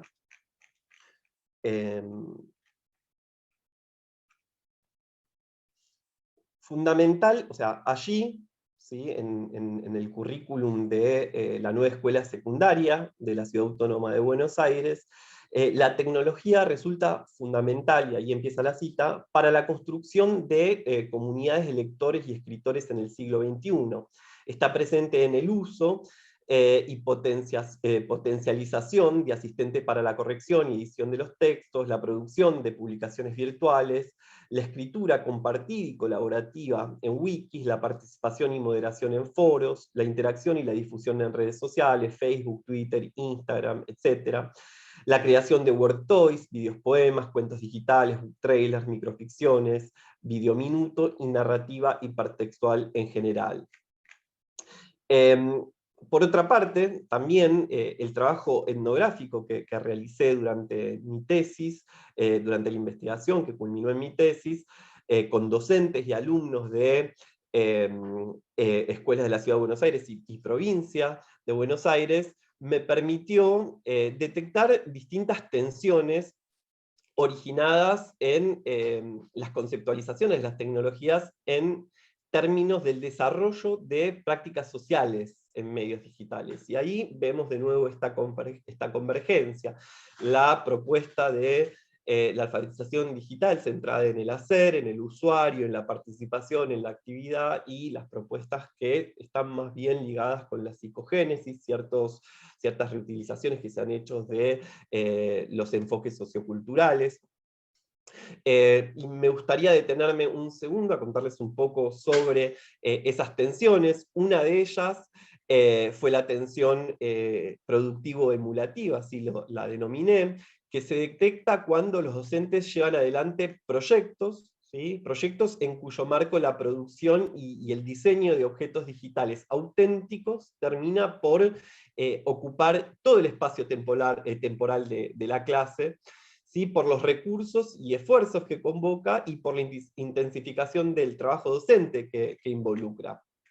La integración de tecnologías digitales se traduce ahí en una forma de producción con tecnologías que por momentos actúa desplazando los aportes de los saberes del área de lengua y literatura, los aportes que puede ofrecer para recircular, ¿sí? Y volver sobre los consumos de los alumnos, la emulación de las prácticas que resultan innovadoras y atractivas por su rasgo tecnodigital, tensiona el trabajo de los docentes también. Pero al mismo tiempo, y esto se puede ver también en los registros, son consideradas las tecnologías, y esta forma de apropiársela es considerada un puente hacia los saberes, los intereses y los consumos de los alumnos. Se constituye una oportunidad de exhibición del trabajo realizado en clase de cara a otros actores de la comunidad educativa también, como son los padres. Y es un saber que, por último, es considerado legítimo por los alumnos en la medida en que les presenta una oportunidad, digamos, para una futura inserción laboral, ¿no? Después, también al mismo tiempo, junto con todos los argumentos que traccionan, ¿sí?, estas apropiaciones de tecnologías digitales, podemos ver también las tensiones y, por último, las estrategias, ¿no?, que los docentes utilizan para resolver las tensiones que van surgiendo en el marco de su práctica cotidiana. Y los docentes utilizan diversas estrategias para negociar esas tensiones, ¿no? Redefinen actividades, modifican las aplicaciones digitales utilizadas en clase, despejan de las consignas los rasgos que hacen a la autenticidad de las prácticas de producción de objetos digitales, sustituyen las prácticas auténticas y apelan, auténticas entre comillas, y apelan a la producción de objetos de tradición y legitimidad en la escuela, que al mismo tiempo son objetos, ¿sí?, más asequibles, como por ejemplo las presentaciones de PowerPoint, detienen la pulsión emulativa de los proyectos y esta búsqueda de hacer, de producir, ¿sí?, apartándose de las planificaciones originales de esos proyectos, y apelan a los consumos de sus alumnos para revincularlos a los saberes escolares en esos espacios que están por fuera, o que detienen, ¿sí?, la temporalidad que consume, ¿sí?, la producción con tecnologías digitales. En pocas palabras, los docentes y las docentes negocian las nuevas demandas de integración de tecnologías digitales con otras del cotidiano de su trabajo, ¿no?, como es enseñar lengua y literatura. Lo mismo que han hecho durante la pandemia. Lo que resta, y con esto le doy cierre a la presentación, es prestarle mayor atención a esas prácticas y elaborar una agenda de formación e investigación que nos permita poner en perspectiva las matrices dominantes, los encastres desescolarizadores, ya sea de la lengua y la literatura, o de las alfabetizaciones digitales, o ambas, y repensar los desafíos que nos traen los medios digitales desde aquello que efectivamente sucede en el cotidiano de la escuela, con todos los problemas que lo atraviesan.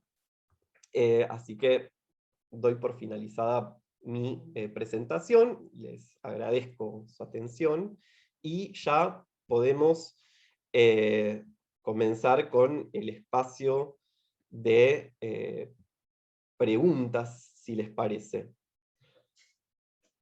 No sé si fueron surgiendo preguntas en este tiempo que estuve escribiendo, me fijo en el chat.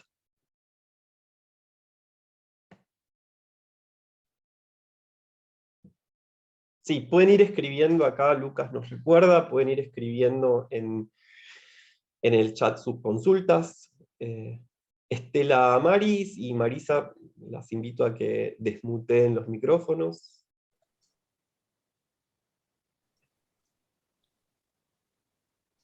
Si no surge ninguna consulta, ninguna pregunta, ninguna reflexión, podemos empezar un diálogo entre nosotros.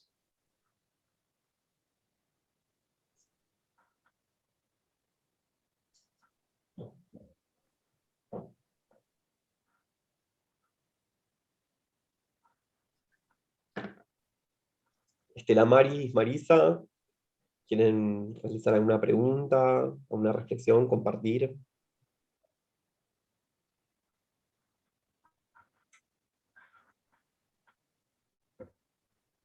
Yo te quería preguntar, Alejo,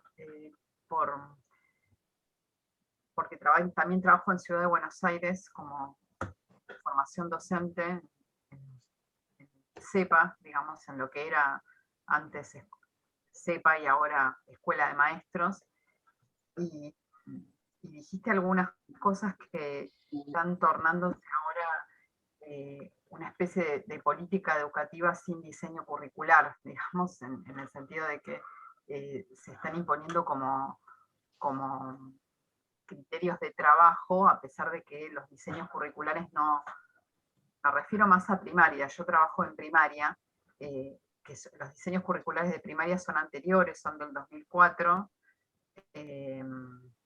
y los que vos hiciste referencia sí son posteriores, y digamos, encuentro algunas similitudes entre estos planteos, digamos, de incorporar las capacidades como por fuera de los saberes disciplinares, y te quería preguntar si sabías algo más de eso, digamos, de dónde viene, digamos, desde qué perspectiva teórica vienen esos planteos, que nosotros, digamos, como gran parte de los equipos que venimos trabajando hace muchos años no acordamos, ¿sí? Pero entiendo que nada, que tienen una construcción desde una perspectiva particular que también estaba presente en estos diseños que planteaste sobre robótica, los que hizo alusión el expresidente. Te quería preguntar un poquito más sobre eso. Sí, a ver, si tuviéramos que ir hacia atrás y reponer la discusión en torno a el surgimiento y la injerencia de las competencias en el currículum y en las evaluaciones, bueno, deberíamos ir a Jimeno Sacristán, a los aportes de Díaz Barriga, las perspectivas pedagógicas críticas. Yo, si querés, vengo más acá y planteo la cuestión desde donde yo veo que se pronuncia más en, digamos, lo que es el campo de las alfabetizaciones digitales y las competencias digitales. Yo creo que uno de los puntos, digamos, de partida de estas formulaciones y donde, digamos, donde más hacen pie como punto de, como génesis, son los aportes de Henry Jenkins, porque Henry Jenkins, si bien, digamos, desarrolla investigaciones que son súper interesantes sobre, que yo utilizo también, sobre los consumos de la cultura popular, la cultura participativa, los procesos de convergencia que se dan en la industria mediática y del entretenimiento, también es cierto que una vez que realizó esos aportes, también los acompañó de propuestas para la educación, ¿sí? Y un planteo fuertemente organizado en términos de competencias. Después Henry Jenkins fue, digamos, activamente criticado por distintos especialistas del campo de la tecnología educativa crítica. Básicamente la crítica fundamental era que había sido muy, muy optimista respecto de las transformaciones culturales que se estaban desarrollando y muy poco crítico respecto de los intereses que atravesaban las plataformas digitales, los medios digitales, las industrias del entretenimiento, y que, bueno, otra de las críticas también tiene que ver con esto, y es, digamos, el foco puesto en la participación, esta cultura de la participación que ubica al sujeto en un lugar del hacer, y que se tradujo en orientaciones para la escuela en términos de estos saberes procedimentales, de la idea de compartir la cultura colaborativa como algo propio de los medios digitales, la horizontalidad que supuestamente eso generaba, y que servía y daba pie para la creación de una inteligencia colectiva. Todos planteos que corren un montón, digamos, cuestiones que tienen que ver primero con aquello que pasa en la escuela, pero también corren discusiones muy importantes respecto de qué pasa con los medios digitales y con esas infraestructuras, ¿no? Y que, por ejemplo, trabajan autores como José Van Dyck en la cultura de la conectividad. No hablar de... Sí. Sí, es que los aportes de José Van Dyck están muy bien. También hay estudios sobre la plataformización de Internet, el ecosistema de plataformas que está buscando captar nuestra atención todo el tiempo, los procesos de datificación que, digamos, terminan estando muy inscriptos en el diseño de las plataformas, ¿sí? Los principios de popularidad que guían los modos en que se producen contenidos, bueno, etc. Un montón de cuestiones que quedan, digamos, muy fuera de foco en esos planteos. Hoy en día, digamos, me parece que quien mejor y más representa esta segunda oleada de las alfabetizaciones digitales es Carlos Escolari, con sus trabajos sobre alfabetizaciones transmedia, ¿no? Que también son muy problemáticos porque, me parece a mí, plantean, digamos, un corrimiento muy fuerte de la escuela. ¿Cómo puede ser que un estudio que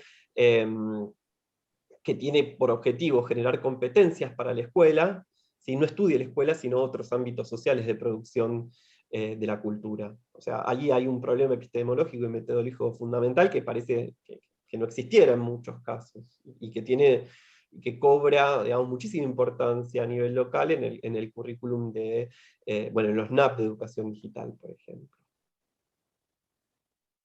Creo que viene más de ahí, no sé si... Las derivaciones para la escuela, digamos, desde otro lugar.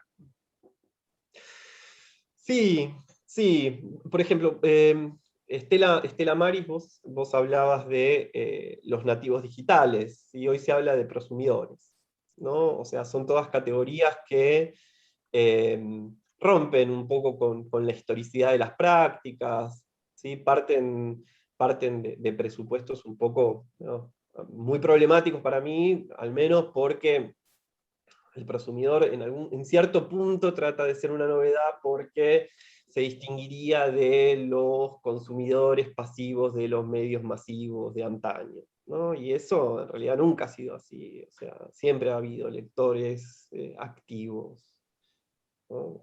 Me parece que, vamos, va por ahí. Hay algunas preguntas.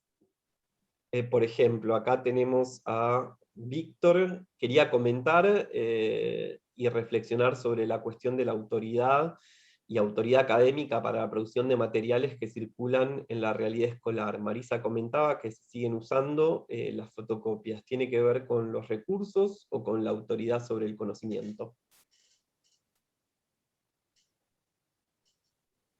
Bueno, respondo un poquito, digo, para mí tiene más que ver con recursos en el sentido de que las fotocopias terminan democratizando el acceso a los materiales que muchas veces no está,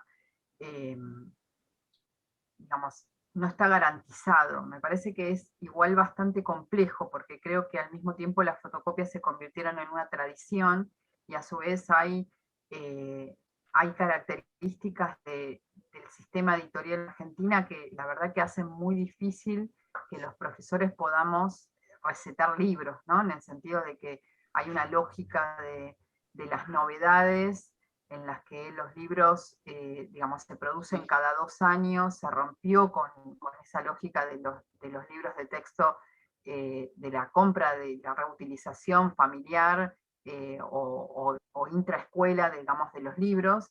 En el caso de la secundaria, los profesores utilizan libros de texto por largo tiempo, los utilizan porque confían en ellos, porque, digamos, porque los pudieron probar, porque ven, digamos, que se los pudieron apropiar, digamos, en esa lógica de un mercado editorial que produce novedades cada 2 años.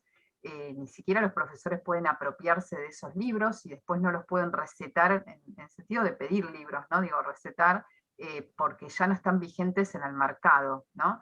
Entonces, me parece que hay como una doble cuestión. Por un lado se apela a la autoridad del conocimiento en el sentido de romper con la lógica de una mirada, digamos, única respecto de los saberes históricos, ¿no? Es decir, bueno, no le creo al libro de texto, ¿sí? Necesito trabajar con diversos libros de texto, pero hay algo que yo miro de manera crítica en las prácticas y me lo pregunto, que es que la fotocopia se convierte en un objeto, es decir, lo que se leen son fotocopias, no se leen autores.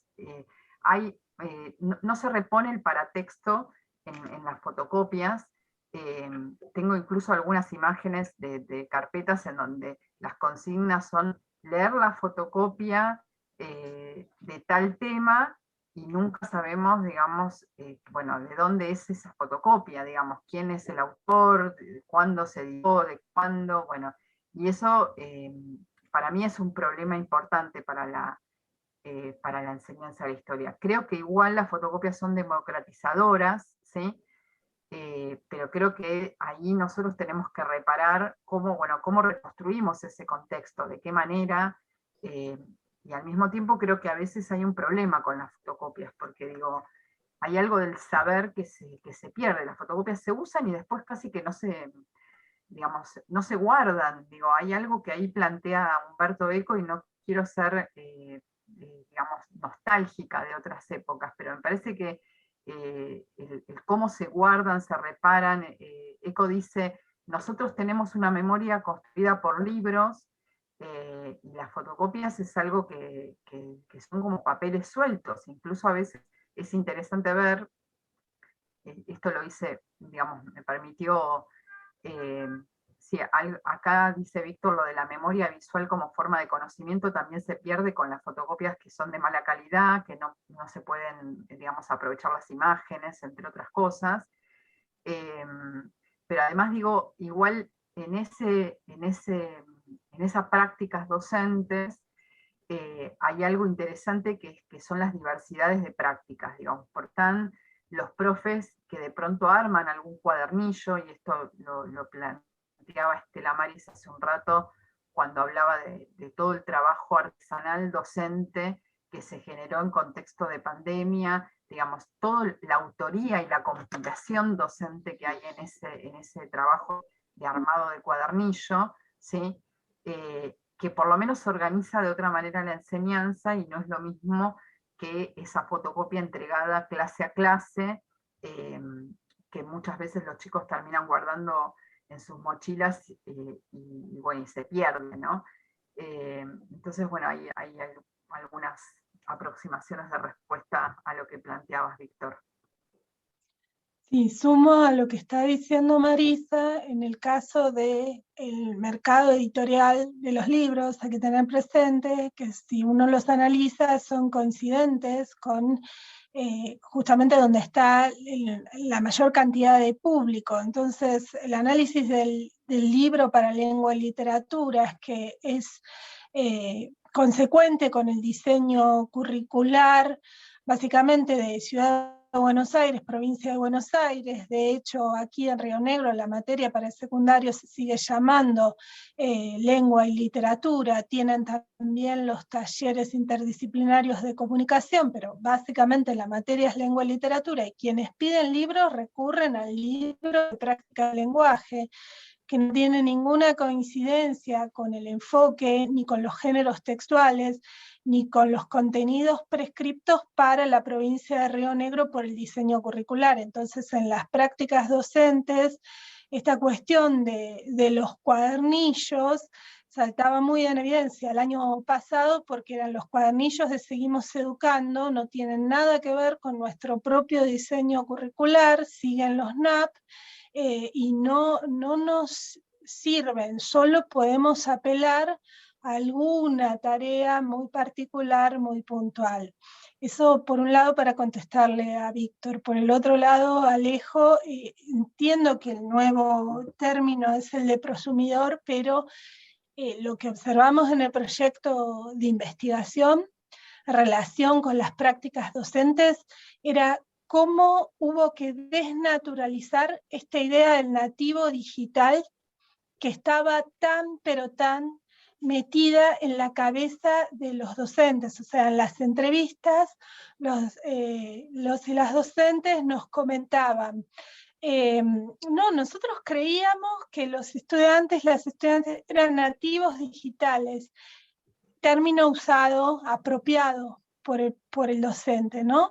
Y entonces tuvimos la dificultad más grande de indicarles por WhatsApp cómo crear una cuenta, porque dábamos por sentado que tenían sus propias cuentas de mails, estudiantes de la escuela secundaria, y no era así. Entonces, es ese proceso de desandar el camino de esta lógica tan naturalizada del nativo digital o del alfabetizado digitalmente, que en realidad, porque esté activamente participado con el celular en una red social, no implica el dominio de todas las capacidades incluidas que bien las señalaste, y todas las dificultades que conllevan, ¿no? Bueno, quería hacer esa aclaración para que se entienda el por qué traía esta categoría, que sé que está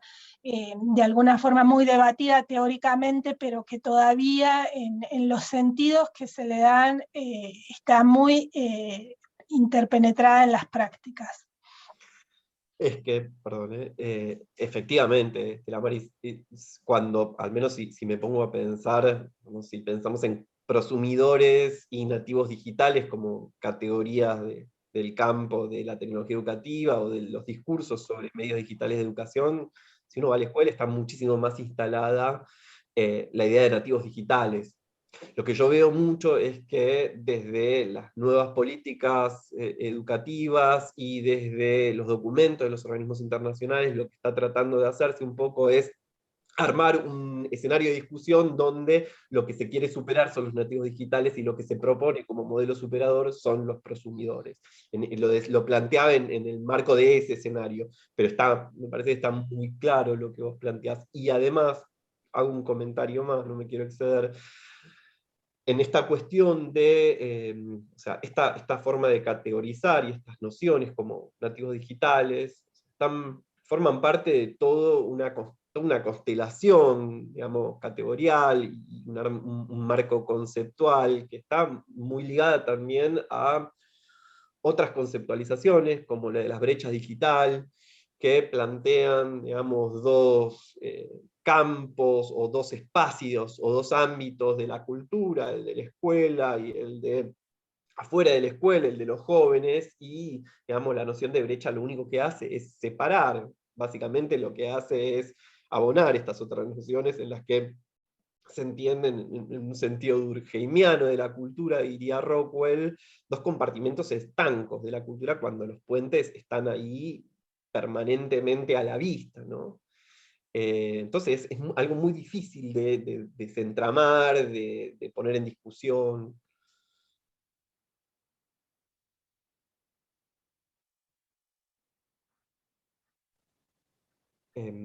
No sé si tienes algún comentario de esto, Marisa o Estela, o seguimos con la próxima pregunta, tenemos un ratito todavía. Hay una pregunta más de Silvana, que es más para ustedes, y una pregunta anterior de Marcela, pero prefiero que Sí, la ustedes pregunta. inicien, digo. Leo la La de empiezo Silvana es más para empiezo por la de Marcela, seguimos ese orden. ¿Consideran que a futuro va a ser necesaria la incorporación en los diseños curriculares de la provincia de Buenos Aires, lineamientos con respecto a los medios y usos digitales, sobre todo si lo consideran importante con el fin de normalizar y sistematizar esos saberes tecnológicos vinculados a los otros saberes.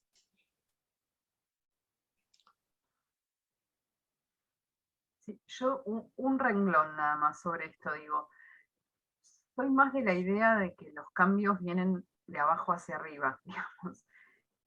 Y me parece que sería interesante como discutir estas cuestiones en la escuela y no creer que el cambio importante es el del diseño curricular.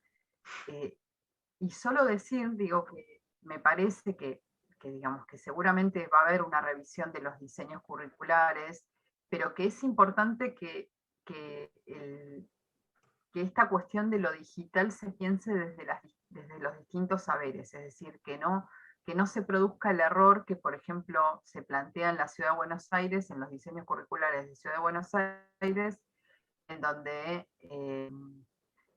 se plantea, digamos, el tema de los saberes digitales como un paraguas para todas las asignaturas, y pensado por fuera de los saberes, ¿sí? Es decir, por fuera de los contenidos. O sea, pensar la historia, en mi caso, bueno, hay toda una cantidad que Alejo lo describió muy bien, de saberes que deberían hacer, no sé, un microrrelato, un esto, aquello, que deberían producirse en las clases de historia, y no se interroga el saber histórico desde los medios digitales, no se habla de bueno, los saberes históricos en Wikipedia, los saberes históricos en un poco lo que yo traía temprano. Digo, si hay un movimiento, para mí tiene que ser desde ese lugar.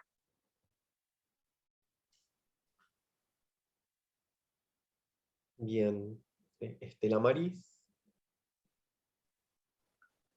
Bueno, en realidad la pregunta apuntaba directamente a la provincia de Buenos Aires.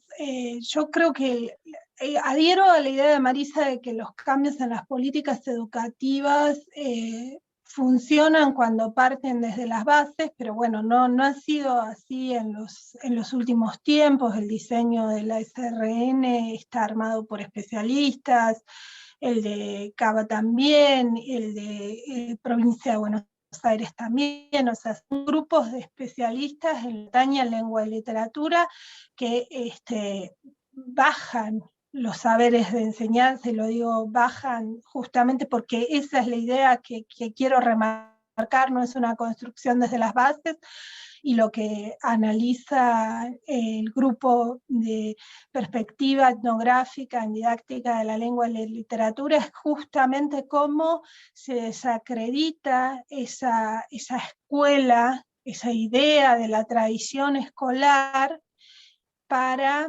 mostrar este saber proveniente de los especialistas que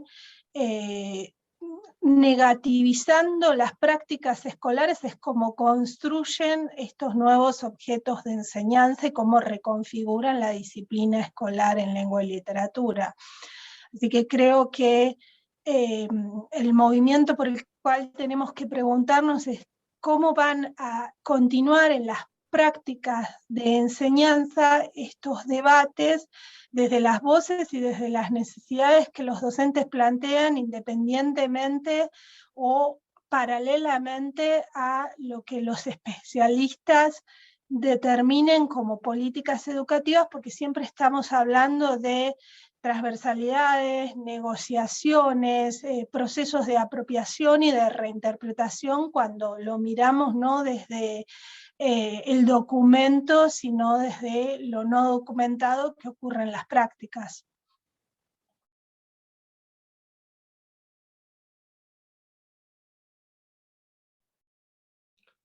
Sí, yo coincido, ¿no? Lo que sucede en el plano de lo documentado, en el plano del currículum oficial, al menos en lo que yo estoy estudiando de los documentos de alfabetización digital, pero también los de la disciplina escolar lengua y literatura, hay una orientación que es clara, que es una orientación a lo interdisciplinario, pero digamos, disolviendo las disciplinas, ¿no? O sea, esta paradoja, ¿no?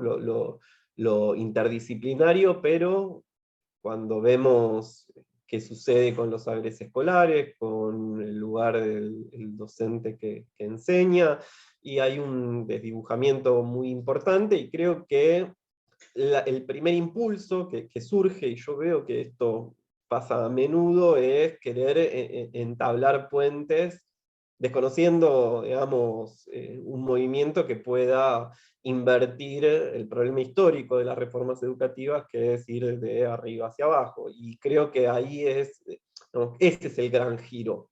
Ese es el gran giro. O sea, los saberes escolares son una parte de eso, pero lo son en la medida en que tienen sentido para el trabajo docente, y creo que la agenda de investigación va por ese lado, por ese lado. Sigo con la pregunta de...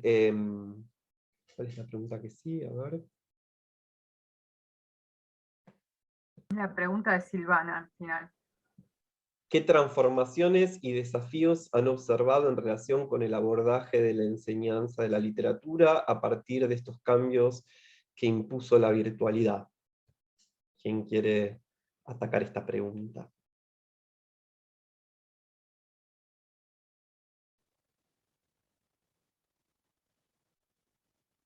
Bueno, Alejo, supongo que vos tenés mucho más para explayarte. Yo voy a ser muy breve en dos puntos. El primero es la necesidad de justamente trabajar con obras literarias breves para los docentes, por el hecho de que, sobre todo en familias con un único dispositivo, y que mayormente es el celular, el PDF de una obra extensa no ha funcionado el año pasado, no ha podido materializarse en prácticas de lectura por la cuestión de no tener el medio como para leerlo, ¿no? Entonces esa es la primera cuestión, circunscribir la lectura un poco a la brevedad, y otro poco se revela en las prácticas toda una creatividad muy, muy fuerte de docentes que han trabajado con literatura oral, con leyendas, con podcasts, con audiolibros, para que se pueda no perder de vista el objeto de enseñanza literatura, pero con esta realidad de la pandemia, ¿no? Pienso que apuntaba a eso la pregunta, porque dice transformaciones y desafíos a partir de estos cambios que impuso la virtualidad. Bueno, yo lo estoy leyendo muy en el contexto del último año, ¿no? Por ahí Alejo puede dar una respuesta mucho más general.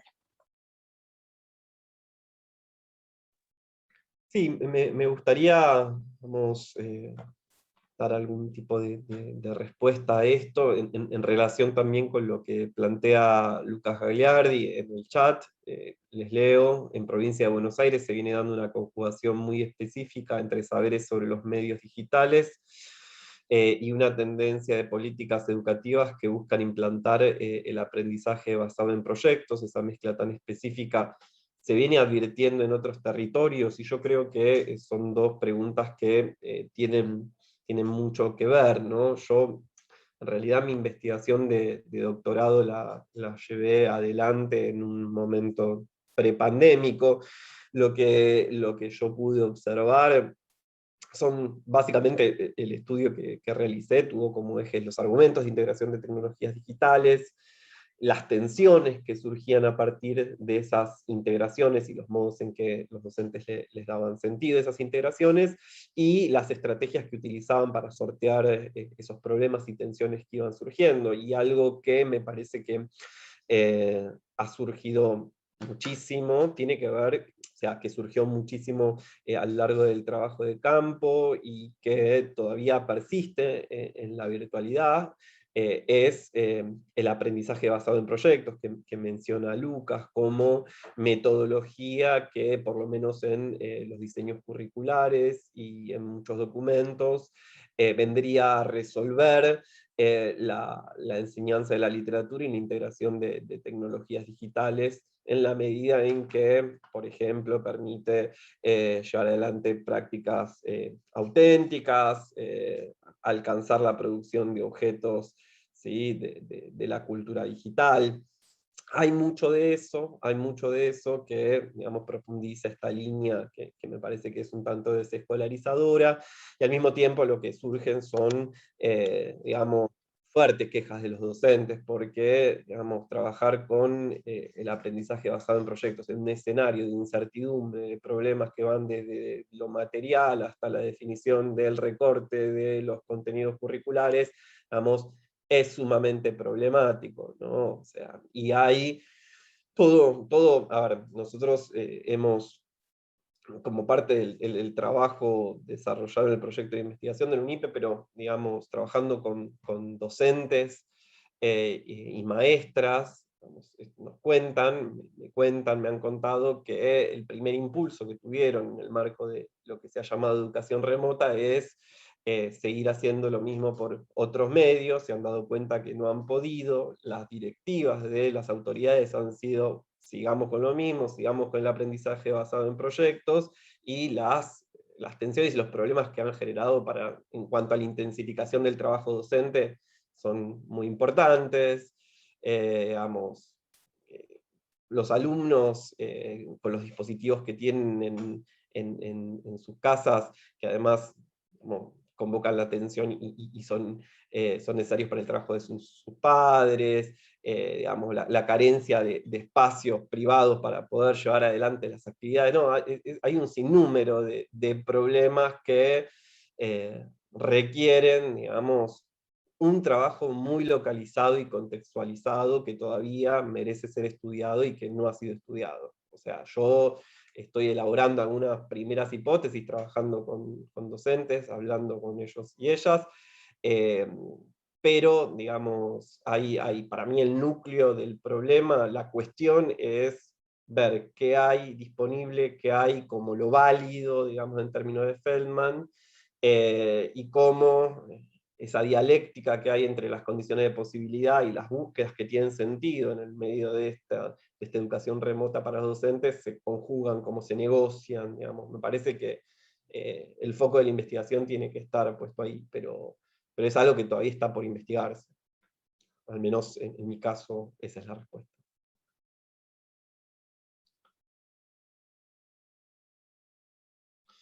No sé si alguien quiere retomar la pregunta que introduje de Lucas respecto al aprendizaje basado en proyectos y si se viene advirtiendo en otros territorios. No sé si...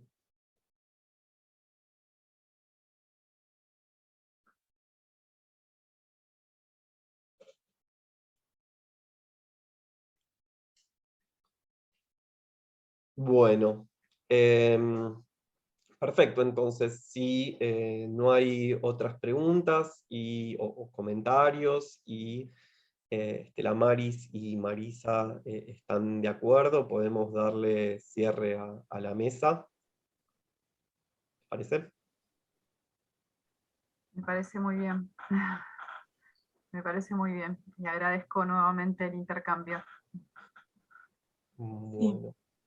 Muchas gracias por todos los aportes y la posibilidad de intercambiar con ustedes.